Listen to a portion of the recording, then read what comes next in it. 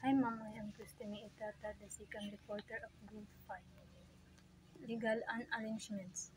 First is order and stability. They provide a framework for maintaining order and stability within society by defining rights, responsibilities, and consequences for actions.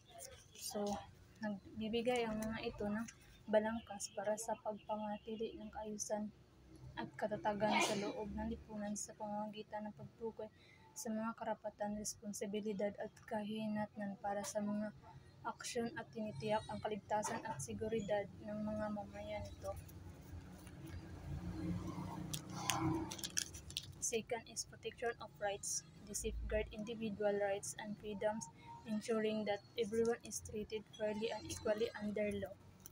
Pinangalaga nila ang mga individual na karapatan at kalayaan, tinitiyak na ang lahat ay tinatrato ng patas at pantay sa ilalim ng batas. Third is conflict resolution. They provide mechanisms for resolving disputes and conflicts in a peaceful and orderly manner, thereby reducing the likelihood of violence and promoting social cohesion.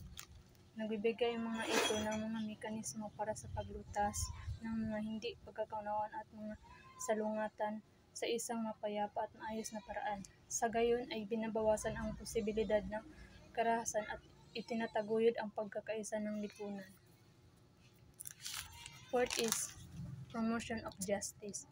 They uphold principles of justice by establishing legal procedures and institutions that ensure fair treatment and due process for all individuals. Promotion of justice involves ensuring fairness, equality, and respect for all individuals in society. It's about upholding the rule of law, addressing systematic inequalities, and advocating for the rights of marginalized groups.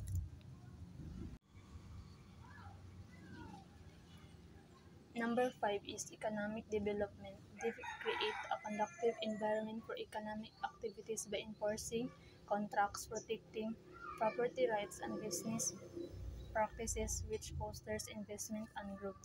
So, economic development refers to the sustained, concerted actions of policymakers and communities that improve the standard of living and economic health of a region or country. Number 6 is public safety. They establish laws and regulations aimed at protecting public safety and well-being, such as those related to public health, environmental protection, and consumer safety. Public safety aims to reduce crime, prevent accidents and injuries, respond effectively to emergencies, and promote overall well-being and security for all members of the community. Number 7, the last is international relations. They facilitate cooperation and diplomacy between nations by establishing frameworks for international laws, treaties, and agreements, promoting peaceful relations and resolving disputes between countries.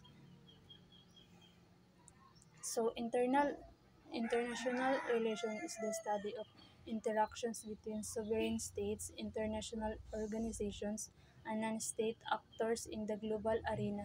It examines the dynamics of diplomacy, conflict resolution, trade, cooperation, and competition among nations.